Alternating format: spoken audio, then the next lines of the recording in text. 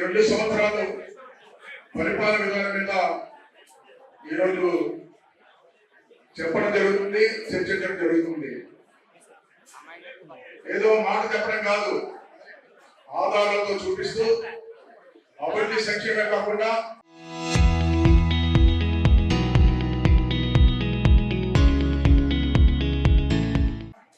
భవిష్యత్తులో మనం ఏం చేయబోతున్నాం కూడా వివరించడం జరుగుతుంది. మన తిరుపతి సభలో ముఖ్యమంత్రి గారు, చంద్రబాబు నాయుడు గారు, అదేవిధంగా పవన్ కళ్యాణ్ గారు, బీజేపీ అధ్యక్షుడు మాధవ్ గారు అందరూ కూడా సభలో మాట్లాడడం జరిగింది.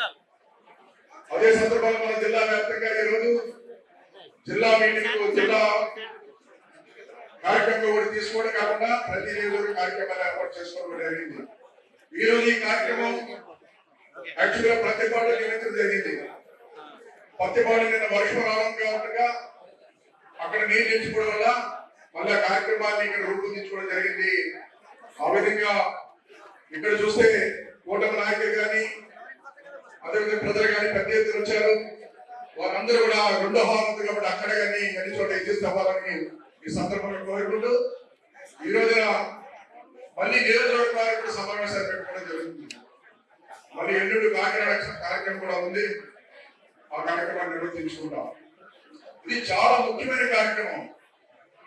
చాలా మంది 5 సంవత్సరాలు పూర్తయిన తర్వాత అభివృద్ధి గురించి చెప్తారు, 5 సంవత్సరాల తర్వాత మాట్లాడుతూ ఉంటారు అన్ని. కానీ ఈ కూటమి ప్రభుత్వం 2 సంవత్సరాల్లోనే ఏం చేస్తాం, ఏం చేయబోతున్నాం ధైర్యంగా చెప్తుందని కూడా సందర్భంగా తెలియజేస్తున్నారు. ఈ రోజున ధైర్యంగా చెప్తుంది.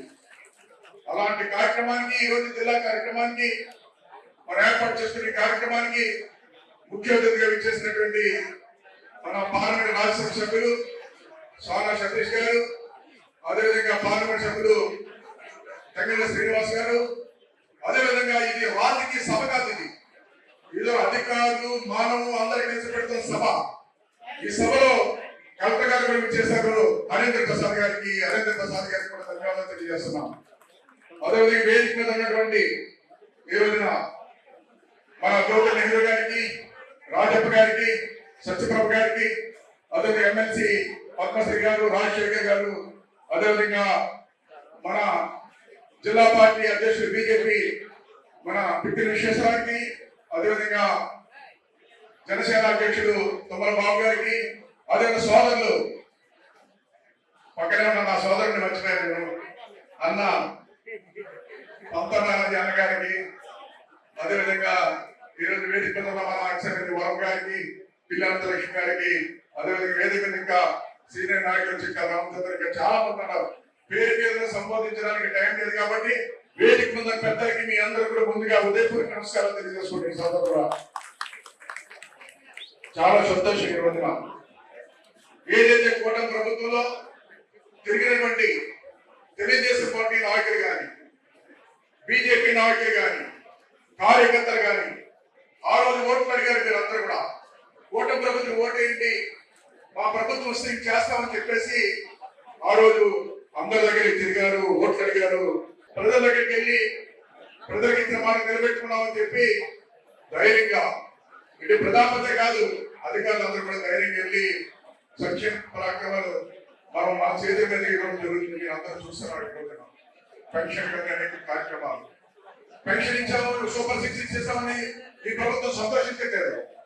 ఏదైతే ఈ రోజు భావితరాల భవిష్యత్తు కోసం ఏ రకంగా ముందుకు తీసుకెళ్లాలి ఈ రాష్ట్రాన్ని చెప్పి ఏదైతే ముందుకు తీసుకెళ్తారో ముఖ్యమంత్రి చంద్రబాబు నాయుడు గారు కూడా ప్రభుత్వం ఇచ్చిన హామీని నెరవేర్చడం కాకుండా రాబోయే తరాల భవిష్యత్తు కోసం ఈరోజు పిల్లల భవిష్యత్తు కోసం పురాతన ఈ సందర్భంగా తెలియజేస్తున్నాం.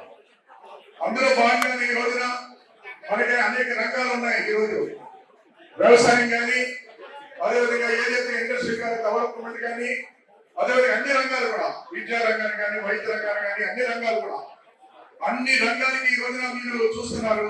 ప్రతి రంగాల్లో కూడా ఈ రోజున ఏదైతే ప్రభుత్వం చెయ్యాలనుకున్న పనులు చేయడం కాకుండా ప్రజా అభివృద్ధి శాఖను తీసుకుని భవిష్యత్తులో ఏం చేస్తే బాగుంటుందో అభివృద్ధి శాఖను కూడా తీసుకుంటుంది. ఈ రోజున ఇప్పుడే మా నెహ్రూ గారు వ్యవసాయం గురించి మాట్లాడాలని చెప్పారు.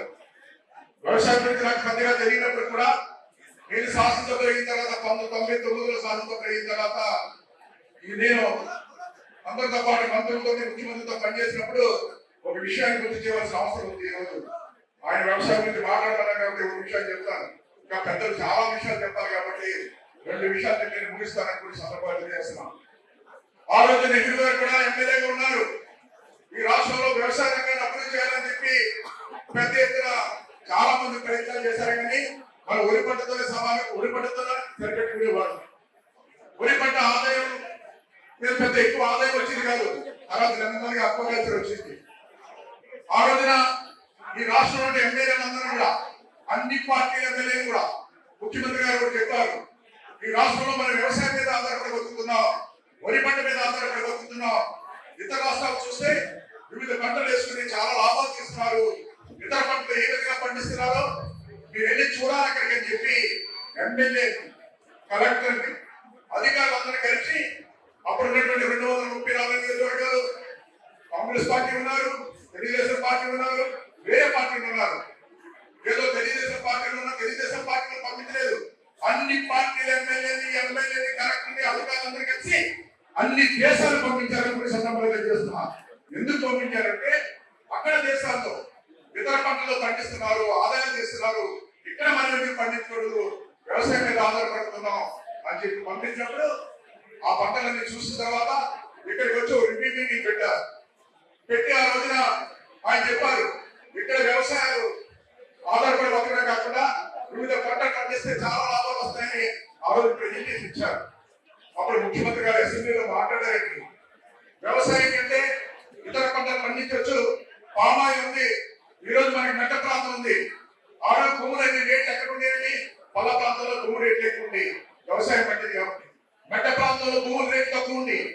ఆ రోజు చెప్పారు ఆయన, మెట్ట ప్రాంతాల్లో చాలా పంటలు పండిస్తున్నారు, మెట్ట ప్రాంతాల్లో మీరు పామాయిల్ వేయండి, ఇతర పంటలు పండించండి, వ్యవసాయానికి ఎక్కువ వస్తుందని చెప్పి ఆ రోజు చెప్పడం జరిగింది. వ్యవసాయం కంటే ఇతర పంటలు బాగా వస్తాయని చెప్తే ఆ రోజు అసెంబ్లీలో ఆ విషయాన్ని మీ అందరికీ గుర్తు చేయాలి.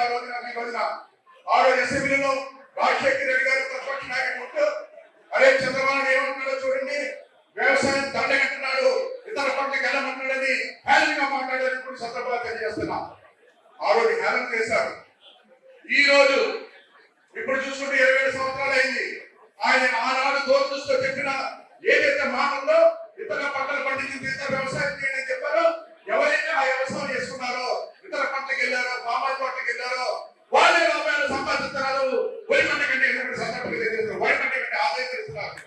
ఆయన ఆ రోజు చెప్పిన 27 సంవత్సరాలు చెప్పిన మాట ఈ రోజు నెరవేరుతుందని కూడా సందర్భాలు తెలియజేస్తాం. అవునా కదా చెప్పాలి, కూడా నెగిరి వేలు కూడా చెప్పాలి, ఇక్కడ నెగిరి వేలు కూడా చెప్పాలి. ఆ రోజు ఎనగాడించారు, వ్యవసాయం దండగంటున్నాడు చంద్రబాబు గారిని ఒక తప్పుడు సమాధానం ఇచ్చారు, ప్రజలను తప్పుతో పట్టించారు. ఆ రోజున ఈ రోజు ఆయన చెప్పిన ప్రకారం ఎవరైతే వ్యవసాయాలు వేరు వేరు పంటలు పండించుకున్నారో, బాగా పట్టేస్తున్నారో, ఈ రోజు అన్ని ఆదాయాలు ఎక్కువ ఆ విధంగా పంటలు పండించుకున్నారు. అదే కాదండి, ఇండస్ట్రీ డెవలప్మెంట్ కూడా చెప్పాలి. ఆ రోజు మనం శాసనసభ్యులు ఉన్నాం, ఆ రోజు ముఖ్యమంత్రి ఉన్నారు, చాలా మంది మంత్రులు ఉన్నారు, పనిచేశారు. చిన్న చాలా మంది చదువుకున్న వారికి వ్యాపారాలు చేసుకోవాలంటే స్మాల్ స్కేల్ ఇండస్ట్రీలో చిన్న స్థలాలు ఇచ్చి వ్యాపారం చేసుకుని ప్రోత్సహించాలని చెప్పి ఏపీఐఎస్ ద్వారా ల్యాండ్ ఎక్విజిషన్ చేసి స్థలాలు ఇచ్చి మీరు వ్యాపారం చేసుకుని ప్రోత్సహించడం జరిగింది.